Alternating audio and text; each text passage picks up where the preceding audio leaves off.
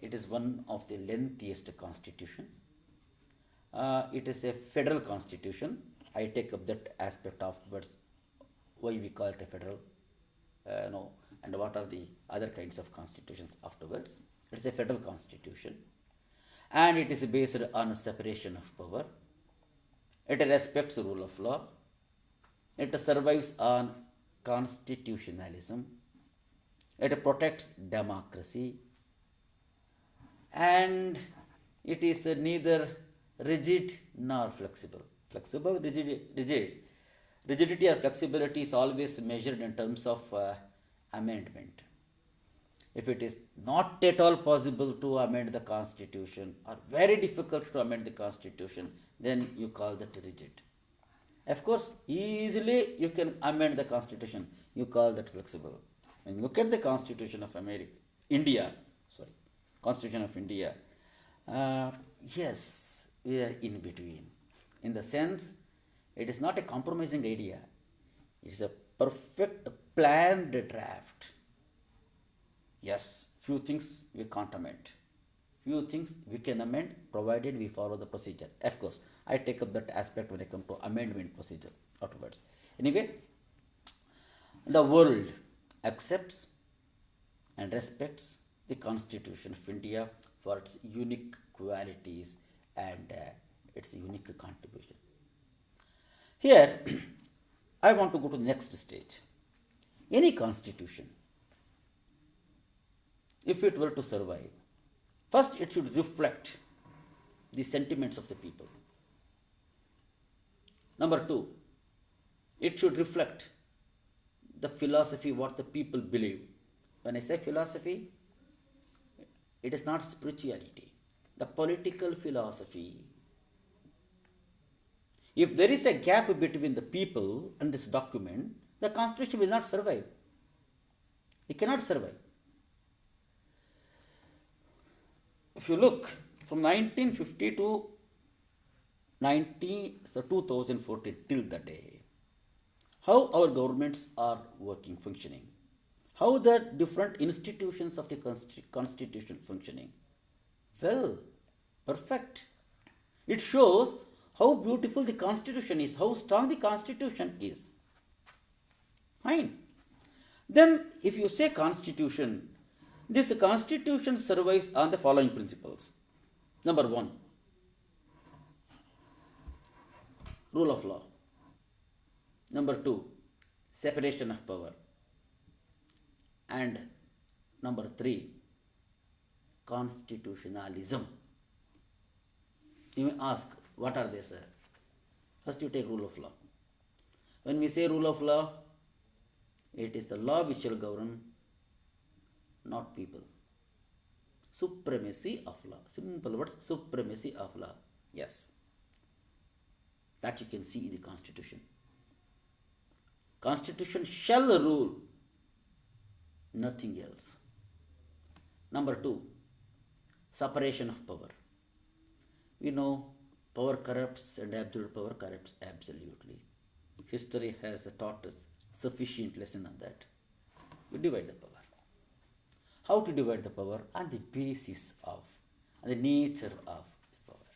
As a legislative power, executive power, and judicatory power. What we call policy making, policy implementation, and adjudication. Simple words, legislature, executive, and judiciary. This is horizontal separation of power and a vertical separation of power in between union and states that reflects federalism. Both accounts, India has properly adopted separation of power theory. Then constitutionalism. When you speak of constitutionalism, in simple line, constitutionalism presupposes supremacy of constitution. Supremacy, of course, it is amplified form of rule of law. Constitutionalism. In fact, if we can remember Aristotle's classification, we are in constitutional democracy. A question may arise, what is a constitutional democracy and a democracy? In simple democracy, what happens? Majority of one will rule, and many a times people They may not be knowing what is correct and what is wrong. They go by some emotions. It's very difficult, especially a society like India, where education, standard of education, educational level of the people is low. Secondly, maturity level, so far as political thinking is concerned, as low. Yes, sometimes they go by emotions. It's a very dangerous thing. There, what we say, democracy fine, but this democracy should act under the constitutional principles. So constitution plus one, then democracy, then this. Of course, sometimes people argue, so no, you should place democracy first, then constitution. No, constitution first, then the democracy, then other institutions. In the hierarchy come like that. However, the Constitution of India carries these values.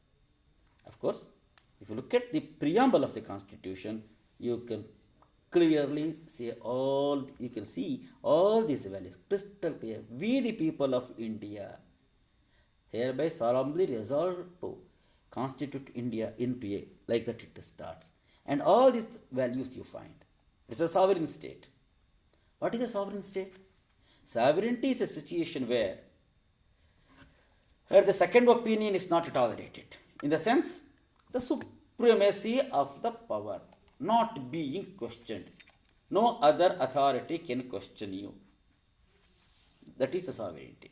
In political science, we call any country is deemed to be sovereign, mean to say, no other external force can control it, influence it, rule it. It can rule by itself and it will not tolerate and allow interference. Yes, India is a sovereign country. Of course, sovereignty is a very big concept, especially when you go to the area of international law. It has got different dimensions. And now we are entering into the era of limited sovereignty, absolute sovereignty, this and that. Of course, those discussions are not that much required here, not that much warranted. It is a sovereign country. Then we go for second concept, republic. When you call a country republic, of course, there are different interpretations for that also. Here, we can simply say republicanism or republic, limited to this philosophy. If the head of the state is elected one, you call that state as republic. Then, not only that, any person, any citizen can have a share in ruling. Very ordinary person can become the president. Any ordinary person can become the prime minister. Now, any ordinary person can become the chairperson of Mandal Panchayat or Jilla Panchayat or whatever it is, chief minister, whatever it is. And no office in India is a hereditary one. It's a beautiful value. Then the remaining values like socialist, secular,